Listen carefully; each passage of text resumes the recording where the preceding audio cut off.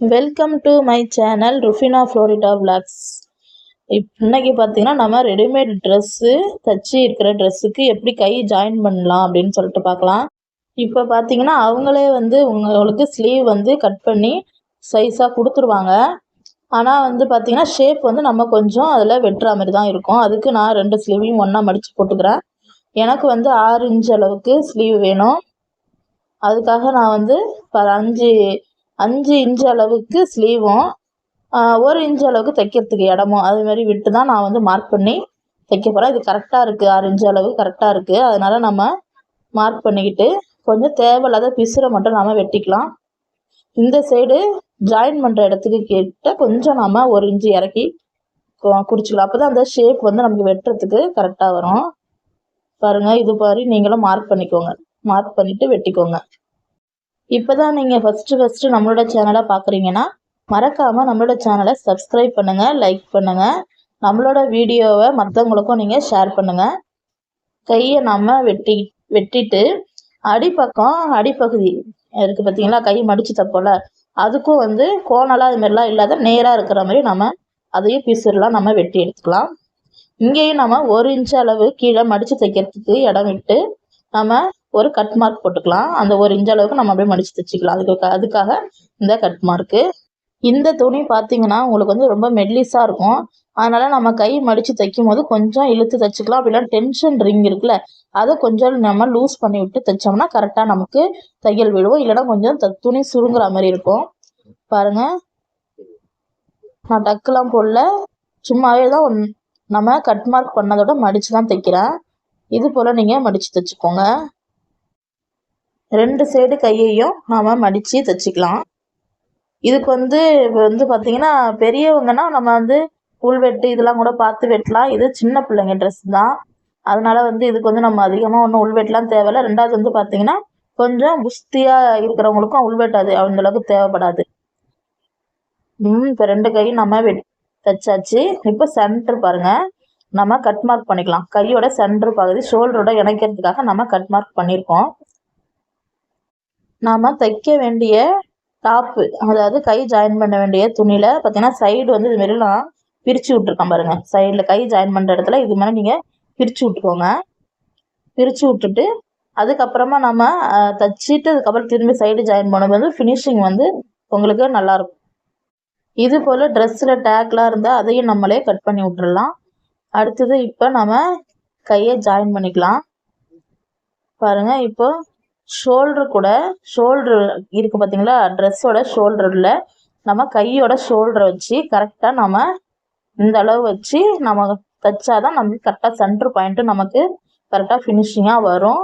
இல்லைன்னா கை ஒரு சைடு இழுத்துக்கிட்டு ஒரு மாதிரியாக இருக்கும். இப்போ நம்ம தையல் போடுறதுக்காக 1/4 இன்ச்சு நான் கையில் நான் ஆம்ஹோல் சைடு நம்ம ஜாயின் பண்ணுறோம் பார்த்தீங்களா, அங்கே நான் 1/4 இன்ச் அளவுக்கு இப்படி மார்க் பண்ணிக்கிறேன் இறக்கி. இங்கே தான் நம்ம தையல் போட போகிறோம். நம்ம இதுமாரி மார்க் பண்ணாமல் நம்ம தையல் போட்டோம்னா துணி நவுந்தாலும் நமக்கு தெரியாது. இல்லைன்னா துணி நாம் அதிகமாக கூட உள்பக்கம் வச்சு நாம் தைச்சிடுவோம்.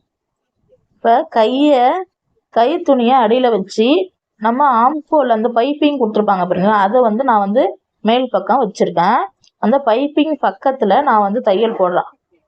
பைப்பிங் தைச்சிருக்காங்க பார்த்தீங்களா, அந்த தையலுக்கு பக்கத்தில் தான் நான் தையல் போடுறேன்.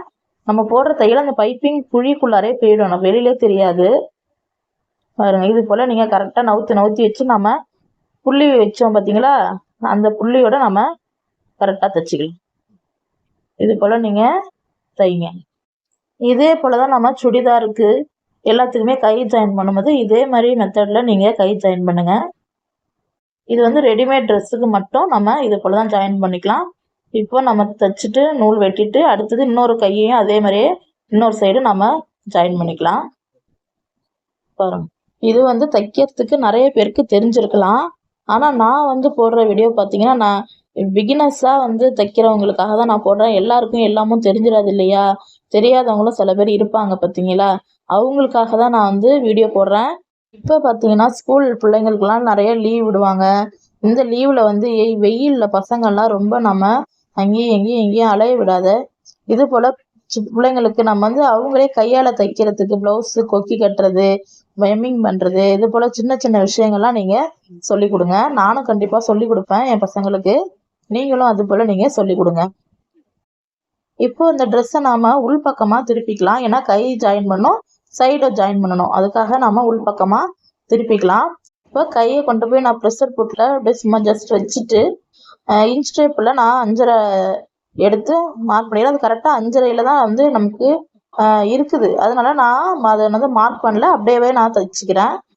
நீங்கள் வந்து நவுந்து இருந்துச்சு அப்படின்னு சொன்னால் நீங்கள் வந்து மார்க் பண்ணிக்கோங்க. மார்க் பண்ணிவிட்டு எவ்வளோ அளவு வேணுமோ அந்த அளவு வச்சு நீங்கள் மார்க் பண்ணிவிட்டு நீங்கள் தைச்சிக்கோங்க. சரிங்களா? எனக்கு வந்து கரெக்டாக 5.5 ஊசி இருக்கிறதுனால நான் வந்து அப்படியே தைச்சிக்க போகிறேன். தைச்சிட்டு அதே போல் பார்த்தீங்கன்னா ஆம்கோல் அளவு வரும்போது அதுவும் வந்து பார்த்தீங்கன்னா எனக்கு 7.5 கரெக்டாக இருக்குது ஆம்கோல் அளவு.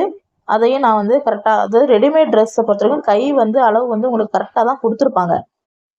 ஏன்னா அவங்க வந்து இப்போ ஒரு 36 சைஸ்னா அதுக்கு இவ்வளோ தான் அளவு, ஹேண்ட் அளவு இவ்வளவோ, உடம்பு அளவு இவ்வளவோ, அவங்க ஒரு பேட்டர்ன் வச்சுருப்பாங்க. அதை போட்டு தான் அவங்க வந்து கட்டிங் பண்ணியிருப்பாங்க. அதனால நமக்கு கரெக்டான அளவாக தான் இருக்கும். அதை வச்சு நம்ம தைச்சிட்டு சைடு ஃபுல்லாகவே நம்ம அப்படியே ஜாயின் பண்ணிக்கலாம். 2 தையல் போட்டுக்கலாம். நான் ஃபஸ்ட்டு தையலுங்கிறனால நான் பாதியிலே அப்படியே நிப்பாட்டிக்கிட்டேன். இப்போ உங்களுக்கு வந்து கொஞ்சம் ஒல்லியான இருக்காங்க அப்படின்னு சொன்னால் இது போல் நீங்கள் ஷேப் வச்சு கூட நீங்கள் கையை வந்து பிடிச்சிக்கோங்க. ஆனால் நான் வந்து ஷேப் கொடுக்கல. ஏன்னா கொஞ்சம் வந்து குஸ்தியான குழந்தைக்கு தைக்கிறதுனால பார்த்தீங்கன்னா இது வந்து அப்படியே நேர் தையலாகவே நான் போட்டுக்கிறேன். தைச்சிட்டு நான் போட்டு காட்டுறேன் பாருங்கள். நீங்கள் அப்போ தெரியும் நான் ஏன் சைடு பிடிக்கல அப்படின்னு சொல்லிட்டு. இதே ஒல்லியாக இருக்கிற குழந்தைங்கன்னா நீங்கள் வந்து கண்டிப்பாக சைடு நீங்கள் வந்து அந்த ஷேப் கொடுத்து தைச்சிட்டு நீங்கள் வந்து சைடு பிடிச்சிங்கன்னா இன்னும் பார்க்குறதுக்கு ரொம்ப அழகாக இருக்கும். நம்ம தேவையில்லாத பிசுறலாம் எல்லாத்தையும் நாம் வெட்டி விட்டுடலாம். இதே போல் நாம் 2 பக்கமும் தைச்சிக்கலாம்.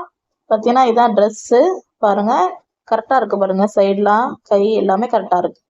தேங்க்யூ ஃபார் வாட்சிங். மறக்காமல் நம்மளோட சேனலை சப்ஸ்கிரைப் பண்ணுங்கள்.